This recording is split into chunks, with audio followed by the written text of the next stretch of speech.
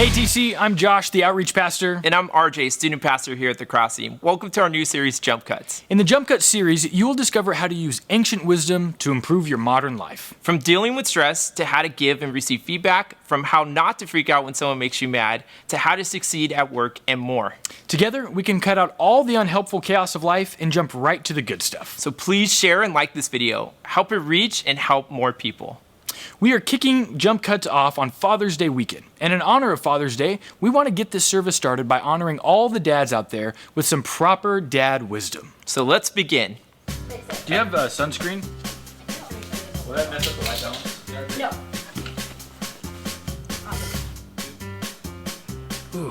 The early bird gets the worm unless it's a Lego your kid left overnight on the floor. 999, 1,000, 10. All right. Oh yeah, I forgot that I was wearing this. Okay. Wait, is it gone?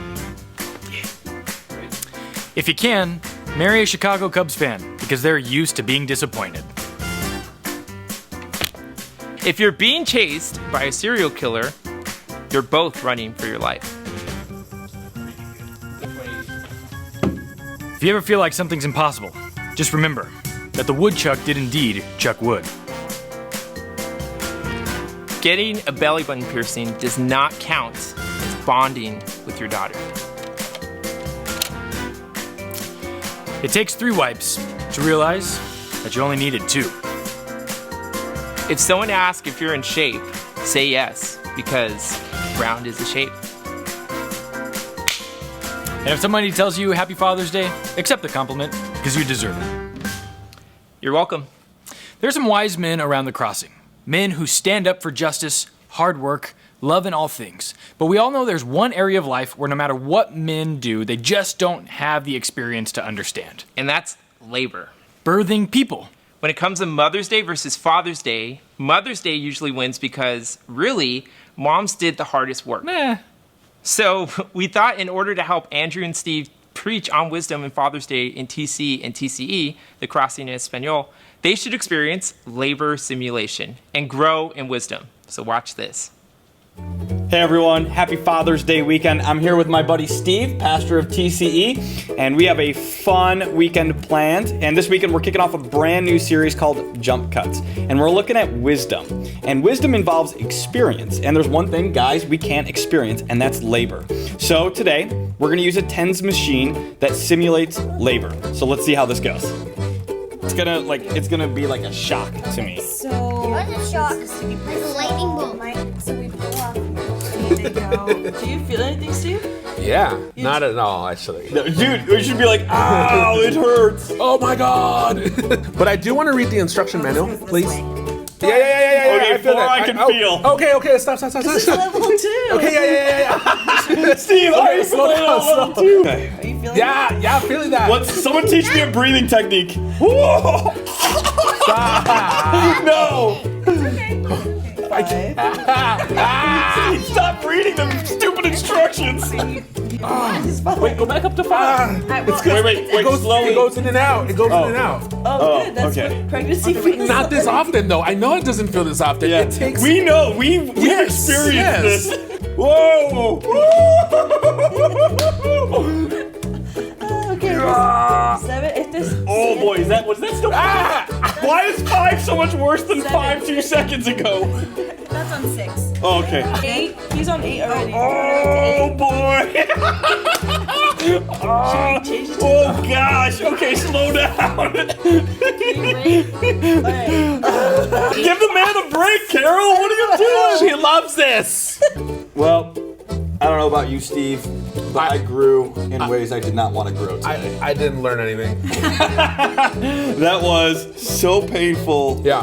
And I have no words. So I hope you enjoyed our agony and suffering.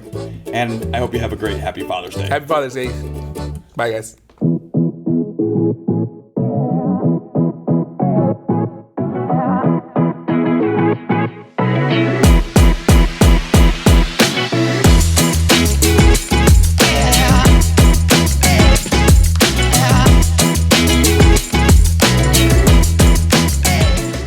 Happy Father's Day, everyone. Here's what I'll promise you. I am never, ever doing that again. Now, if you're new, my name is Andrew. I'm the lead pastor here at The Crossing, and I want to celebrate all the dads and all the men who have made a difference in all of our lives. So feel free, take a second right now, tag a dad or any guy who's made a difference in your life. It could be an uncle, it could be a neighbor, it could be a teacher. I got to be honest here.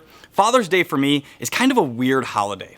My dad was out of the picture before I was born, so I grew up in a single-parent home. So my brother and I, we would get a gift from my mom, not only on Mother's Day, but also Father's Day as well, because single parents deserve a ton of credit. So shout out to you if you're a single parent out there watching with us today. Now, all of you watching who have kids, you know how hard it is to be a parent. You see, as a parent, it feels like we're always navigating celebrating our kids, but then the very next moment, correcting them. For instance, I remember the day our oldest child, Evan, took his very first steps. Evan, come here. Come here. Come on. Come on. As parents, we were so proud of that little dude. But then, for the next 2 years, we had to follow that little boy around saying things like, "Don't touch that, it's hot. Don't put your hand in the door and try to close it, you'll get hurt. Don't stick that random graham cracker in your mouth that you found on the playground, you'll get sick." You see, as a parent, we are constantly trying to celebrate our children's achievements, but also offer correction to help them navigate life. And that is our starting place for today. You see, today we are kicking off a series on the book of Proverbs called Jumpcuts. Proverbs was written by a man named Solomon. Now, let me give you a little background on him.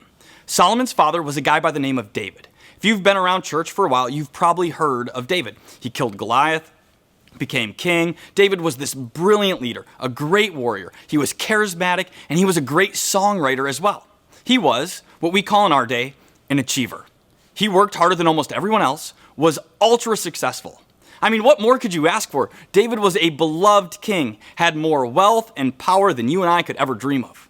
But underneath the surface of David's life was a scar. You see, David grew up in a family with a dad who didn't believe in him. Back when David was a boy, a prophet by the name of Samuel showed up to his family's door. Samuel told David's father, Jesse, "Gather all your sons, because one of them is going to be king." So Jesse hurries off, gathers all of his kids, and Samuel, who was an old man at the time, he goes down the line looking at all of these boys. And then Samuel gets this confused look on his face, and he says to Jesse, "Are you sure these are all your kids?" And Jesse replies, "Well, I do have one more son. It's David. He's out watching the sheep, but Samuel, you wanted leaders, right? And David, he's not a leader. He's not the kind of person you're looking for." I mean, can you imagine growing up in a home like that? Imagine growing up in a family where your own parents don't believe in you. Well, fast forward a few years, David is achieving and accomplishing great things. But as David gets older, he neglects one area of his life, his family.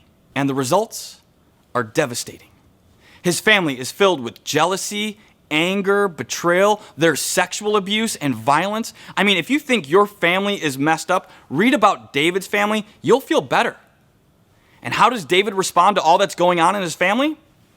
2 Samuel chapter 13, verse 21. We see the one verse, the only verse that describes David's parenting in the whole Bible. Now, when King David heard about all these things, he was very angry, but failed to take any action. David sees everything that's happening, but he never takes action, and his family pays the price for it. Now, Solomon, the author of Proverbs, is one of David's sons. He grows up in this mess of a family, and eventually he becomes king.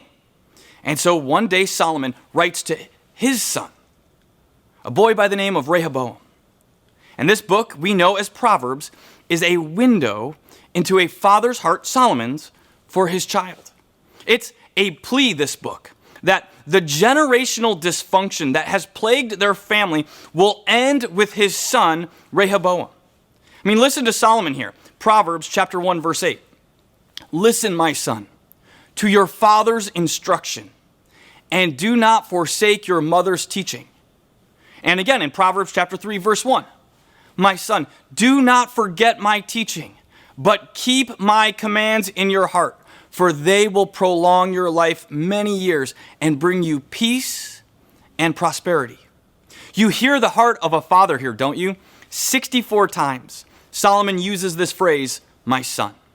He is hoping and praying that his son will bring about the change their family needs. So throughout this book, Solomon will beg his son to gain wisdom. Proverbs chapter 4, verse 7, Solomon says, getting wisdom is the wisest thing you can do. And whatever else you do, develop good judgment. That, more important than success or money or wealth and fame, is wisdom. In fact, the entire theme of the book of Proverbs is this idea of wisdom. Now, in our day, we often confuse wisdom with intelligence. We focus on and celebrate intelligence. In school, the highest honors go to the people who get straight A's, or the people who do the best on standardized testing, or who have the highest IQ. Our culture values intelligence. But often, it's the smartest people who do the dumbest things, isn't it? In fact, there's a book out there called The Intelligence Trap: Why the Smartest People Do the Dumbest Things. And it's all about why smart people do dumb things. For instance, years ago, there was a brilliant presidential candidate. He was well-liked, had 2 different degrees from an Ivy League school. He was a shoo-in for his party's presidential ticket. One day, he told the media that he was so clean, so trustworthy, that they should follow him around and see how boring and squeaky clean his life was.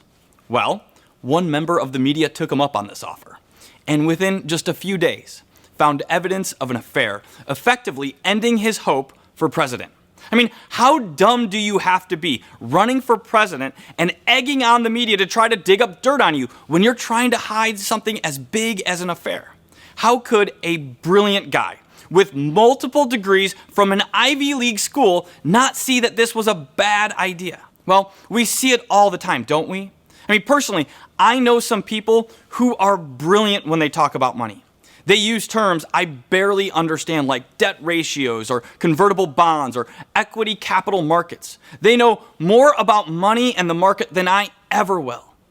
And yet, when it comes to their personal finances, they are living paycheck to paycheck. They are up to their eyeballs in debt. They are brilliant men and women making dumb financial decisions that will impact their future. And the question is why? Answer: they lack wisdom. So here is where we're going this summer. We as a church are going to pursue wisdom. We have put together a great summer reading guide that will take you through the book of Proverbs. You can find it on our app or go to thecrossing.com/read. And every weekday, we're going to have someone from our church spend a couple of minutes online talking about a specific proverb and how it leads to wisdom.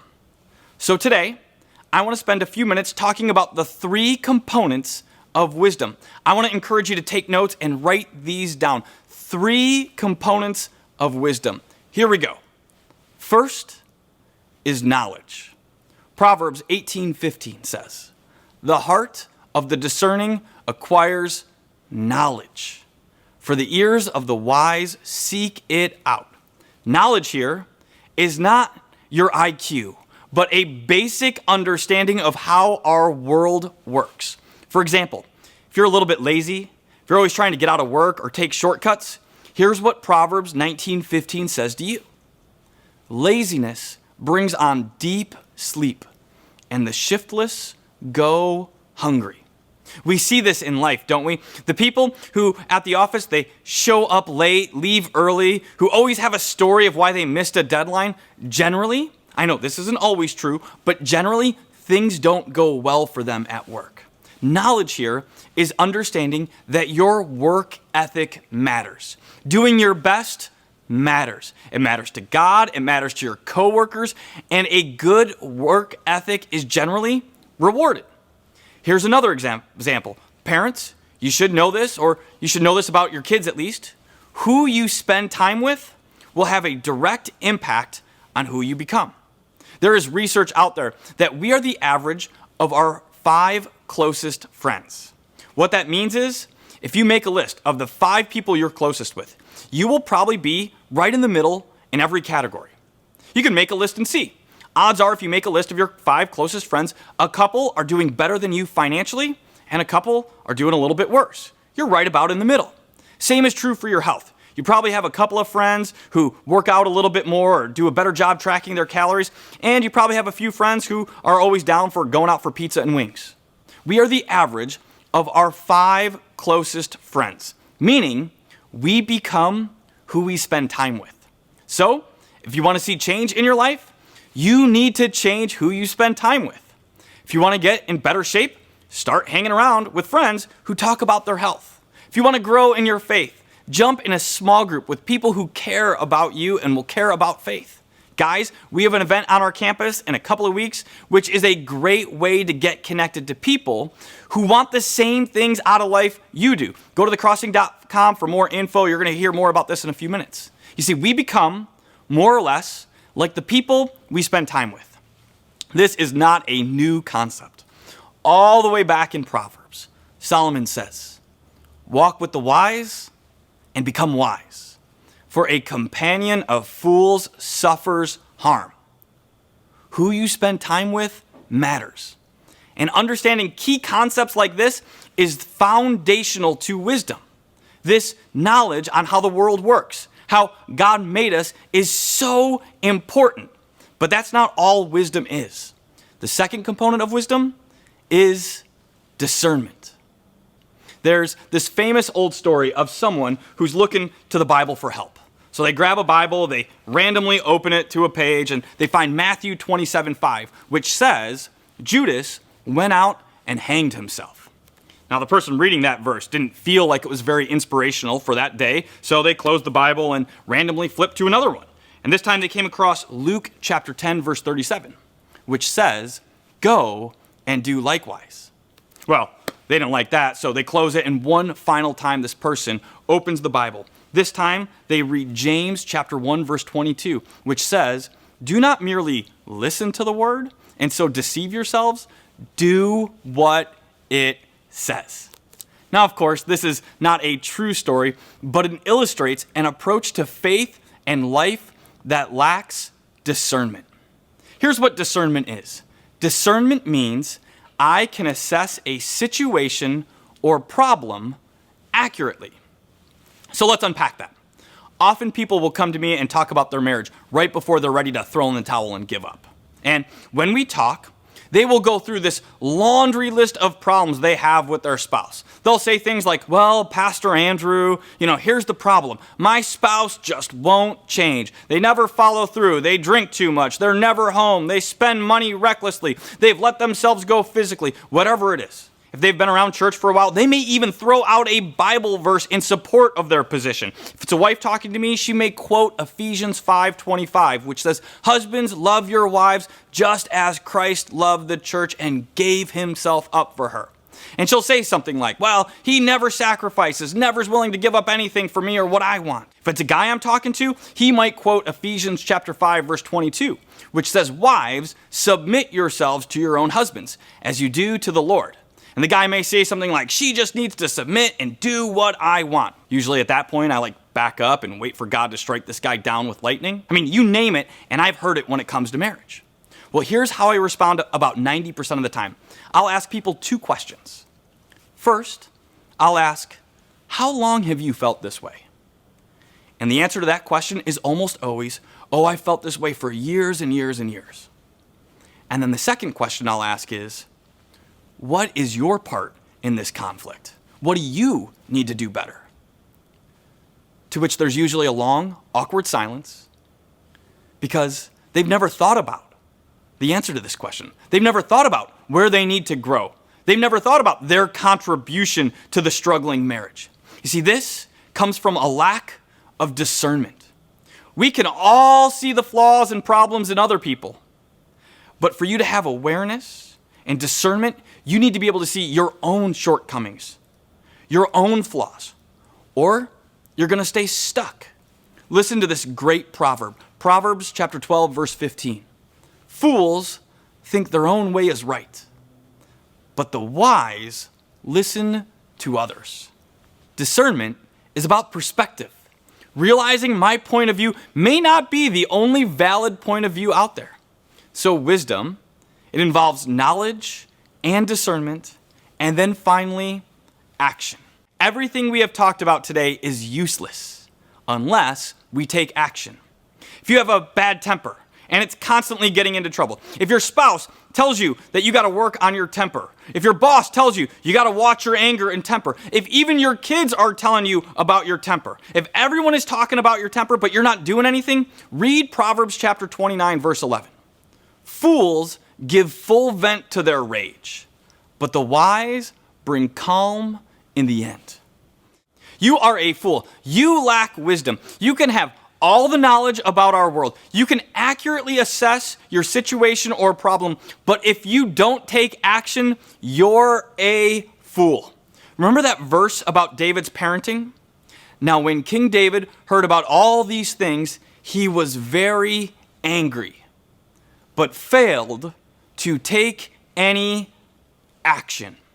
David failed to take action, and he suffered for it. He lacked wisdom in this area of his life. You see, wisdom is knowledge, discernment, and action all rolled up into one.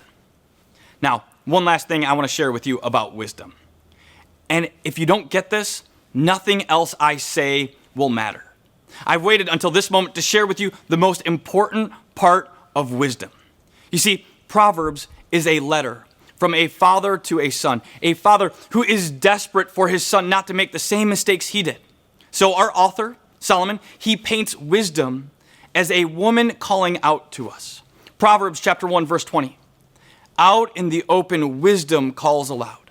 She raises her voice in the public square. On the top of the wall, she cries out at the city gate. She makes her speech. See, Solomon tells his son Rehoboam that wisdom calls out to us. That wisdom is like a relationship that we need to nurture and care for. And so Solomon, our author, he pours his heart and soul into this book that we're going to read this summer.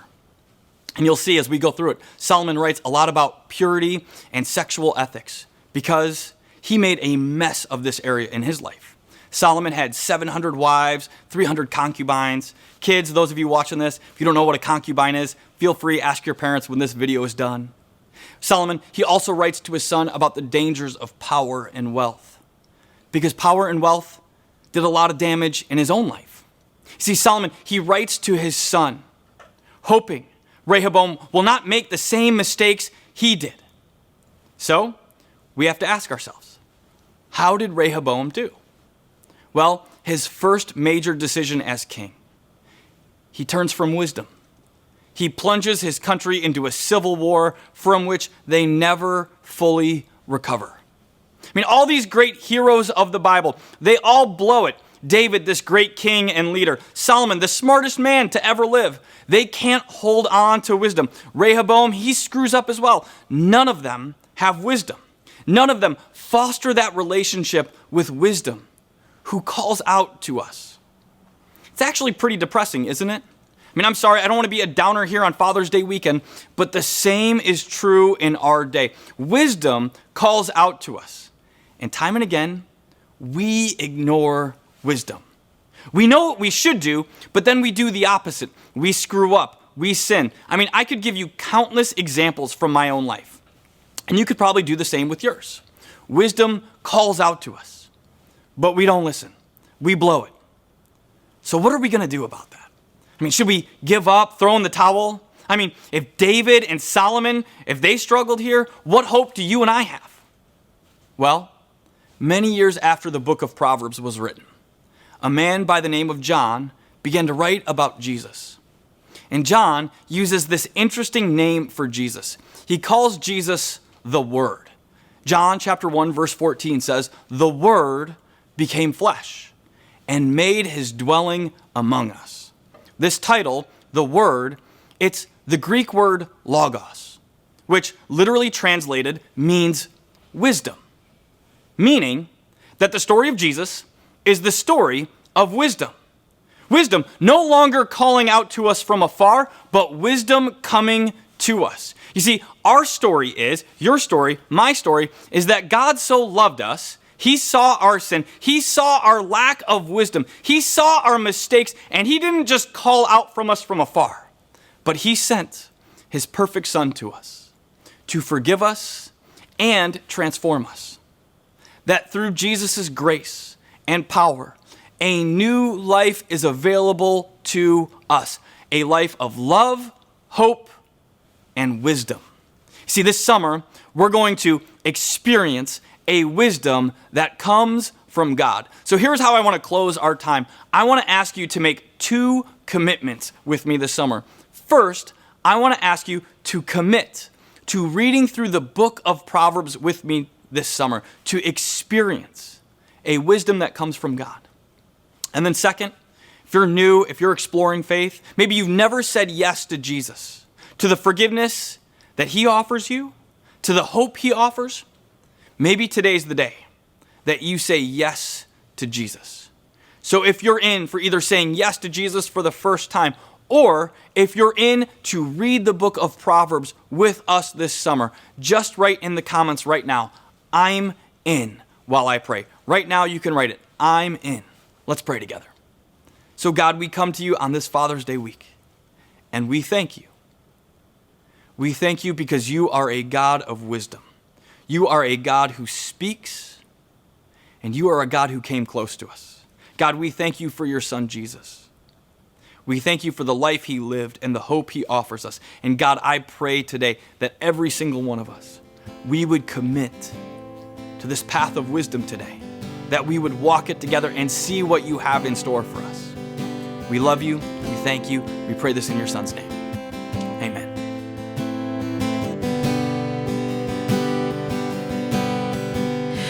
You give life, you are love, you are light. In the darkness, you give hope, you restore every heart that is broken. Great are you, Lord. It's your breath in our lives.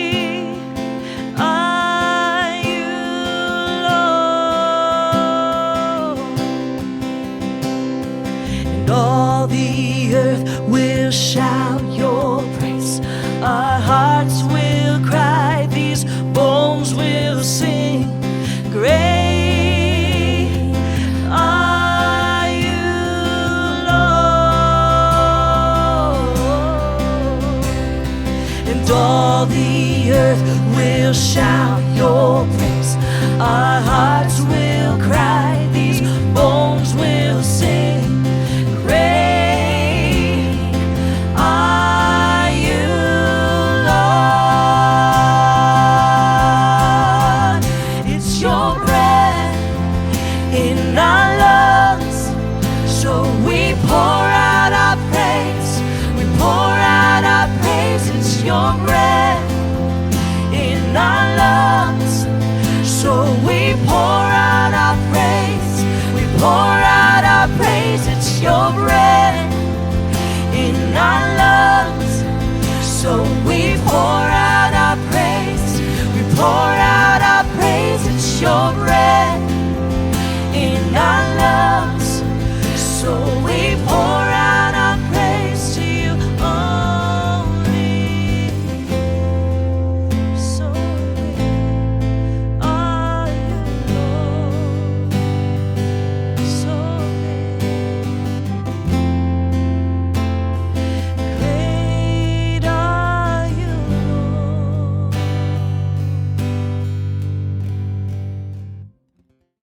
Happy Father's Day, and thanks for being here. We know this entire Jump Cut series is going to help us all make wise decisions, even in the chaos of life, all summer long. We got a couple of important announcements for you, fun things to do, and ways to find your people at the crossing this month. First, get started on the Jump Cuts reading plan. Head over to thecrossing.com/read and get the plan. Then join a community of people who will read and grow in wisdom together. There's a Facebook community group on our page, so follow the link in the description to participate. Then, if you're nearby and able to come to campus, next Sunday, June 27th, we've got something fun for everyone. TC Kids is planning a water play day, so bring your kids, your neighbors' kids, sisters' kids, everybody's kids, and come play after services that day. Make sure you know the kids, though. Plus, for anyone who hasn't been to campus yet or still feels new to the crossing and would like to get to know the people here, we are having a welcome party after service. We would love to meet you. Then guys, on June 30th, we are getting together. We're planning a hangout for all the men of the crossing. So go to thecrossing.com to sign up. But don't miss this. Like Andrew said, we are affected by the people we spend time with. Get together with some other guys who are committed to making themselves and each other better. Thanks for watching this service, and thank you to all of you who give and support the crossing. It is because of you that people's lives are changing. If you'd like to donate to the crossing and be a part of all that God is doing to help people, you can go to thecrossing.com/give. Thank you for joining us today. Be sure to share this service on Facebook or YouTube, like, subscribe, all that good stuff. We have new, helpful, inspirational content for you each and every week. Check out the links and more in the description for this service. We have content for kids and students too. Thanks again for being here. We will see you online all the time and on campus Sundays at 9:15 and 11:15 with programs for all ages at both services. See you soon. See ya.